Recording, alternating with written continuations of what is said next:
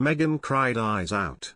BBC Amol Rajan unmasks horror truth behind Duchess misleading court apology. Meghan Markle issued a complaint to the BBC after they wrongly said she had apologised for misleading the High Court. The Duchess of Sussex asked for clarification that she had actually apologised for not remembering that she had asked her former PR chief to help with controversial royal biography Finding Freedom.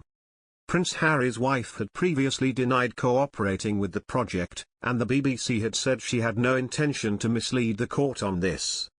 Her complaint comes after the comments on podcast Harry, Meghan and the Media, to accompany broadcaster Amol Rajan's BBC Two documentary The Princess and the Press. In it, he referred to Meghan's victory over the Mail on Sunday following the publication of a private letter to her estranged father Thomas Markle.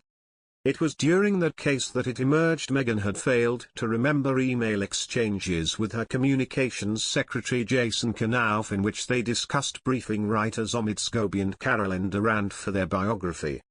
Amol said on the podcast, initially Meghan Markle had said she hadn't helped Scobie with the book.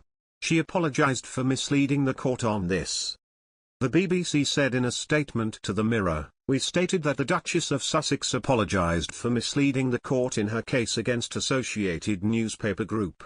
The Duchess of Sussex has asked us to clarify that she apologised to the court for not remembering email exchanges with her former communications secretary, Jason Knauf, in her evidence, and said that she had no intention to mislead the court."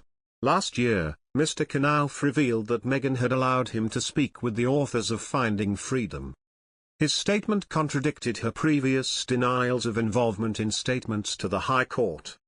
Meghan had previously said she did not know whether her team had given information to the authors and insisted that she hadn't been contacted for clarification of any materials relating to the book. However, Mr. Knauf shared an exchange shortly before he was due to meet the writers, in which Meghan said, "For when you sit down with them it may be helpful to have some background reminders, so I've included them below just in case. I know you are better versed at this than most, but assisting where I can. I appreciate your support. Please let me know if you need me to fill in any other blanks. Thank you." Meghan later told the High Court she had absolutely no wish or intention to mislead the defendant or the court, but accepted Mr. Knauf had offered information for the book with her knowledge.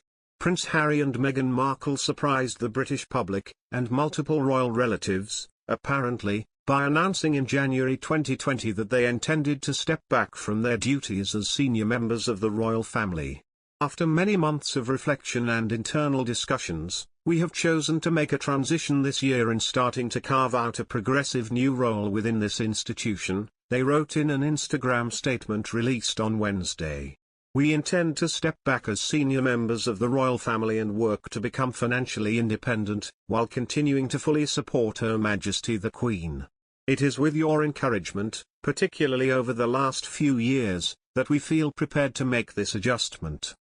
They stated that their new lives would involve relocation to North America, for part of the time, anyway, after leaving son Archie in Canada under the care of Meghan's friend Jessica Mulroney and a nanny following the family's Christmas celebrations there.